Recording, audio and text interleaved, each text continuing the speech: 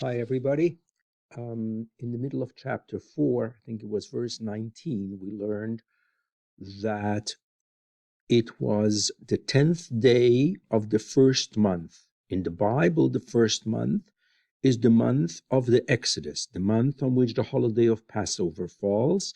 So Chodesh Nisan would be the first month. So if they are crossing the Jordan around the 10th of the first month, we are simply days away from Passover. During the 40 years in the desert, people were not circumcised because of the unhygienic conditions that existed in the desert, in the Sinai. So from the time they left Egypt till they came into Eretz Israel, there was no circumcision. And on Pesach, you're not allowed to eat the Passover sacrifice, the Korban Pesach, if you're not circumcised. The Pasuk says in Sefer Shmot, Kol arel lo yochalbo, anybody who is uncircumcised may not eat. So that's the background to this chapter 5. Okay, so when the kings of the Emori, they are kind of on the east side of the Jordan, they hear in the Jordan, in the other side of the Jordan, and all the kings of the Canaanites near the sea, that the Jordan River dried up, because remember when they crossed, the water split. When they heard that God was making miracles for Joshua, Vayimas levavam, their hearts were melted, or they were completely dispirited. They were afraid of the Israelites. V'lo haya b'hem od ruach, and they were completely without spirit in front of the children of Israel. Then God says to Joshua, make for yourselves knives of flint. Flint is a stone that kind of sharpens very well, and everybody needs to be circumcised. The children of Israel need to be circumcised, and I told you before, in preparation for Passover. And Joshua makes the stone knives, or the stone knives, and everybody is circumcised in a place called Givat Ha'aralot. Now that's a play on word, because Arel is somebody who is not circumcised. Givat Ha'aralot is really the hill of the circumcision. And that's when Joshua circumcised everybody, all the people that left Egypt. All the people died in the desert after they left Egypt. And now all the people that were in the desert did not get circumcised all these years, and therefore they could not eat Korban Pesach. So we're preparing for a very important and major holiday of Passover. Again, verse 6, the children of Israel were in the desert for 40 years until all of the people who left Egypt died. If you remember, that was the punishment for making the golden calf, and that was the punishment for the spies that were sent to Israel. Okay, so they were told that they're not going to see the land, and in fact, it was their children who rise after them, and those are the ones that Joshua was circumcising so that they could go into Eretz Israel. And as they go into Eretz Israel, they will be able to eat the Passover offering. And God tells Joshua, today I will remove galoti. Galoti is kind of to unroll. Gal is a wave or a wheel. I will roll off the shame of Egypt from the Jewish people. And therefore, because of this notion of Gal and Galoti, they call the place Gilgal. Gilgal, important name to remember. In Gilgal is the place where Joshua circumcises all the males who were born in the desert, and now they will be able to go into Israel properly circumcised and getting ready for Korban Pesach. So the Israelites camped near Gilgal, and that's where they made the Passover, Pesach, on the 14th day in the wilderness of Jericho, or the plains of Jericho. The plains of Jericho as they cross. So we are in this triangle of Jericho and Gilgal, and there'll be another city that we're going to find out soon. And now that they came in, this was the harvest season, so they were able to eat from the produce of the land after Passover. And they had matzahs that were parched on corn on that very day. In other words, this is the harvest season. There is a wheat harvest and there is a barley harvest. So they were able to have new crops after Passover. And now that they're able to have crops from Eretz Israel, there is no more manna, no more man. Right? So they were once they were able to eat the crops of Eretz Israel, the man stopped in the desert, and they were able to eat the land or the fruit of the land of Canaan. When Joshua was in Jericho, he lifts his eyes and he sees Ish Omed Lenegdo, a man stands next to him, and his sword is in his hand, a sword drawn in his hand. Now we've seen Avraham met Anashim, and we found out that those were angels. Yaakov met and fought Ish, and it was an angel. He is the guy who changed his name.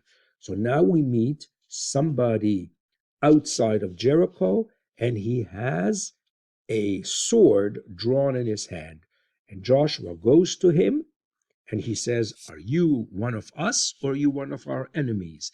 Halanu, lanu, shelanu, letzarenu, are you one of our enemies?" Vayomer lo, ki ani sarso Adonai. And he says, "No, I'm neither. I am a captain of the Lord." And Joshua bows down to him, and he says, Joshua asks him, "What is the message that you have for me?"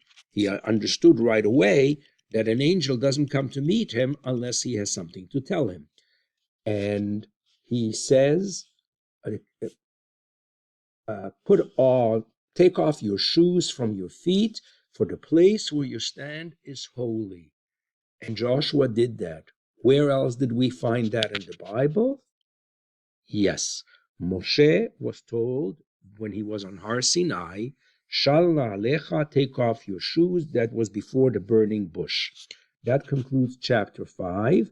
I'm moving on to chapter 6. I have 6 minutes left in the recording, so I got to move it. Now we're talking about the conquest of the first city. So first at Gilgal we have circumcision and Pesach. Now we move to the city of Jericho, and we're told Sogeret Umesugeret.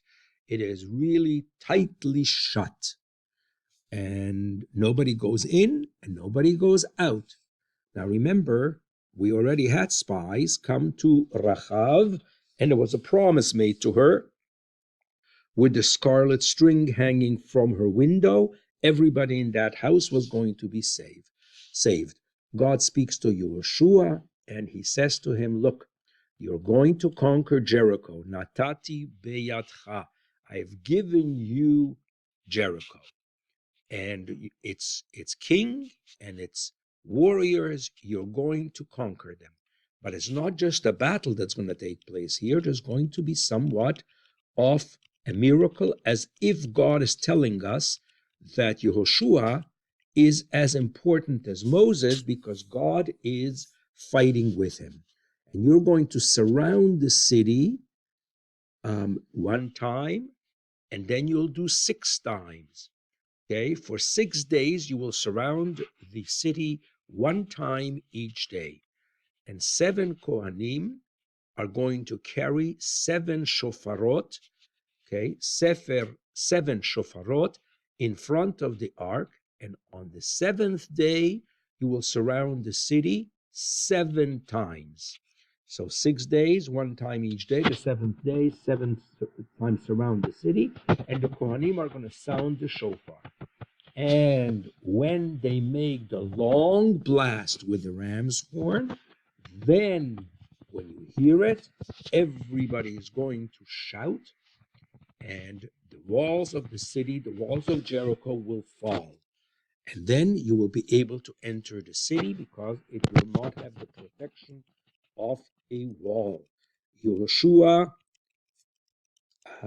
calls the Kohanim, the priests, and he says to them, carry the ark, carry the Aron Habrit, and 7 Kohanim will carry the shofarot, and there'll be a ram's horn, and everybody will go and surround the city, and those who go in advance, chalutzim, are people who lead, and they're going to lead in front of the ark.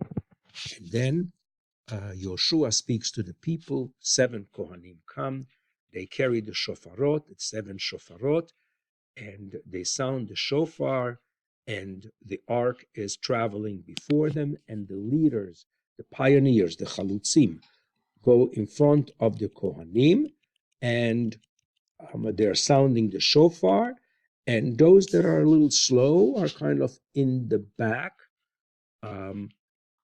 behind the Aron Kodesh, and they too sound the shofar. And the people tell Yoshua, and the people Yoshua told the people not to sound the shofar and not to holler and not to scream.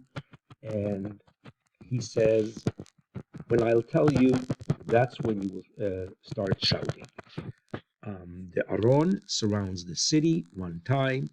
The entire camp, they sleep.